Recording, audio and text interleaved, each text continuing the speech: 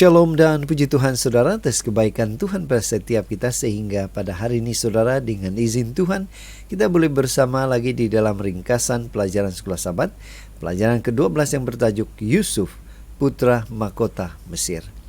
Untuk memulai pembelajaran kita, mari kita berdoa. Bapa di syurga, terima kasih atas kebaikan-Mu karena bersama dengan kami pada hari ini sementara kami mempelajari pelajaran Sekolah Sabat kami. Dalam nama Yesus kami berdoa. Amin.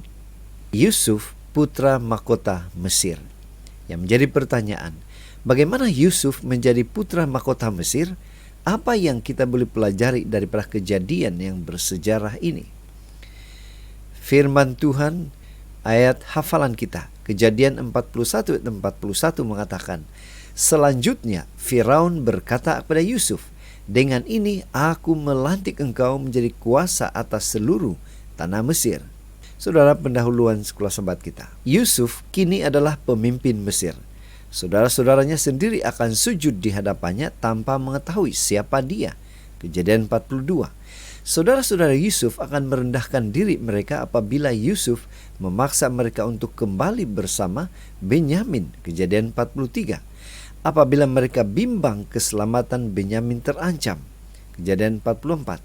Mereka akan merayu memohon belas kasihan di hadapan orang yang berkuasa ini, yang mereka lihat sebagai seperti Firaun. Pada akhirnya apabila Yusuf mendedahkan identitinya, mereka akan memahami bahwa meskipun apa yang telah mereka lakukan, Tuhan telah membawa kebaikan daripada semua itu. Saudara, menariknya, keseluruhan urutan peristiwa ini seterusnya yang sepatutnya menceritakan mengenai kejayaan Yusuf, sebaliknya lebih banyak menceritakan mengenai pertaubatan saudara-saudaranya.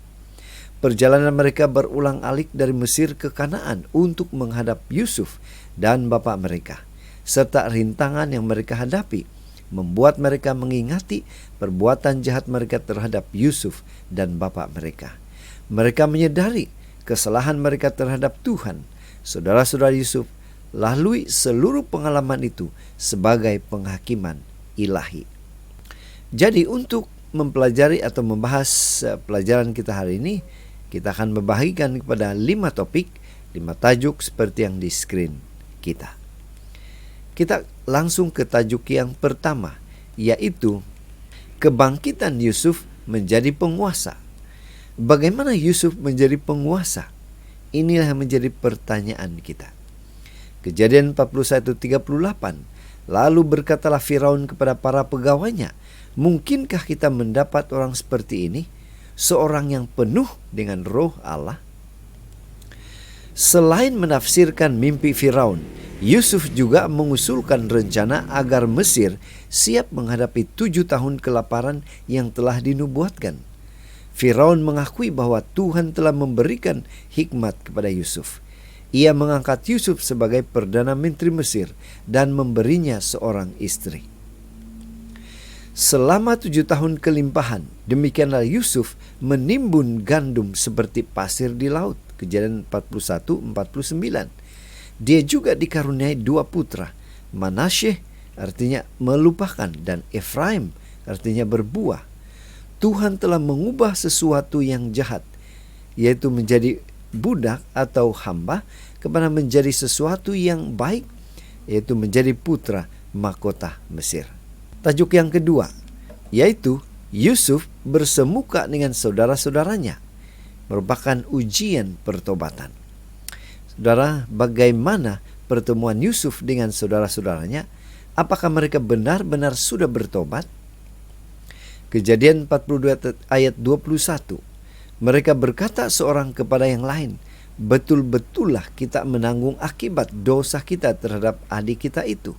Bukankah kita melihat bagaimana sesak hatinya ketika ia memohon belas kasihan kepada kita, tetapi kita tidak mendengarkan permohonannya. Itulah sebabnya kesesakan ini menimpa kita. Ketika tahun-tahun kelaparan terjadi, Yusuf membuka lumbung dan menyediakan baik bagi orang Mesir maupun orang asing.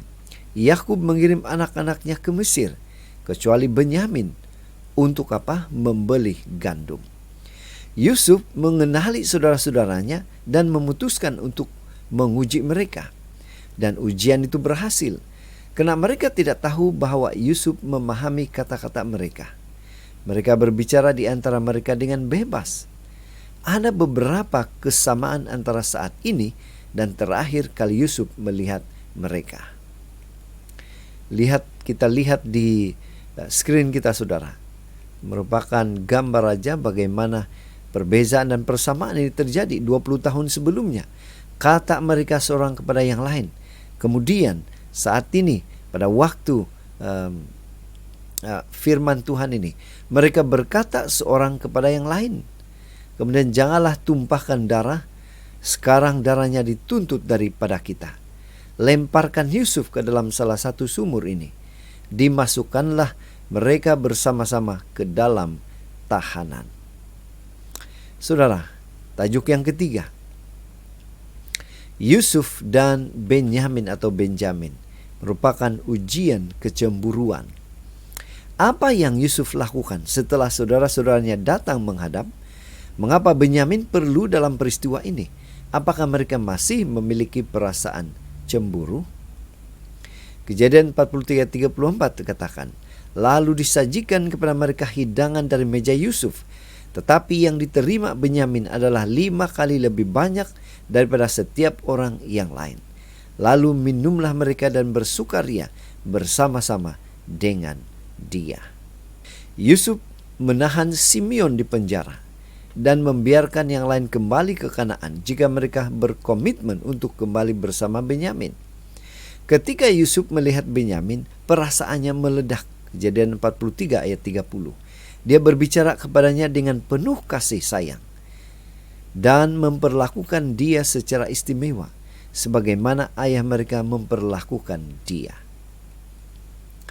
Kali ini, saudara laki-laki Yusuf tidak cemburu pada Benyamin, tetapi bersukaria bersama-sama dengan dia. Sesuatu telah berubah dalam diri mereka. Mereka tidak lagi khawatir tentang pilih kasih. Tajuk yang keempat, cawan perak, merupakan ujian penentuan. Apa makna cawan perak ini? Apa hasil dari semua ujian yang dilakukan oleh Yusuf?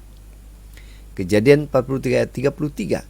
Oleh sebab itu, baiklah hambamu ini tinggal menjadi hamba atau budak tuanku, menggantikan anak itu, dan biarlah anak itu pulang bersama-sama dengan saudara-saudaranya.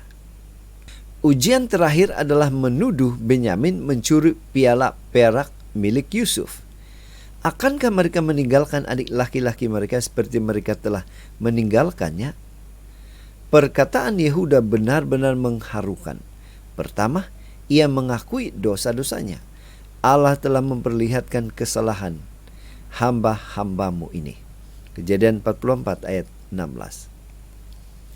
Dia ingat rasa sakit ayahnya ketika dia kehilangan Yusuf.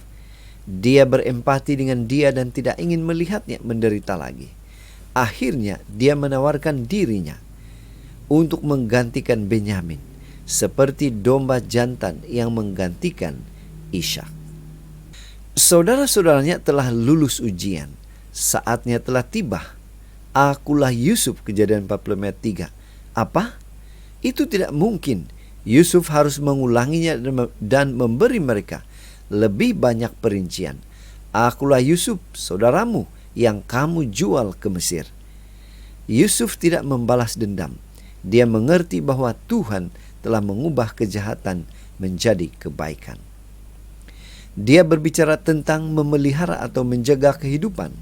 Dia meyakinkan saudara-saudaranya bahwa Tuhanlah yang telah mengirimnya ke Mesir. Dia membuat semua rancangan bagi keluarganya untuk pindah ke Mesir. Semuanya berakhir baik-baik saja.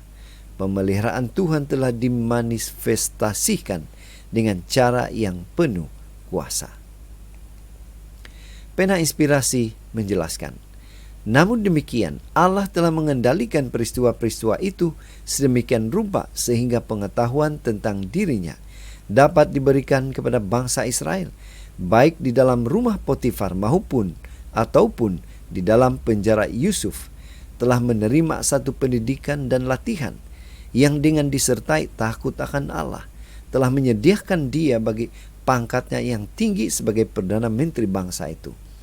Dari istana Firaun, pengaruhnya terasa di seluruh negeri itu, dan pengetahuan akan Allah tersebar luas kemana-mana. Bangsa Israel di Mesir telah menjadi makmur serta kaya. Dan hal seperti ini bila disertai dengan kesetiaan kepada Allah akan memberikan satu pengaruh yang meluas.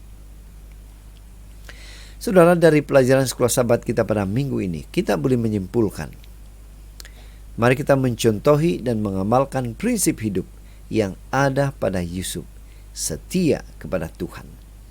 Selepas semua ujian yang Yusuf terpaksa hadapi, kisah kejayaan ini seharusnya memberi inspirasi untuk menyanjungi Yusuf sebagai pahlawan. Namun, fokus naratif Alkitab bukanlah Yusuf.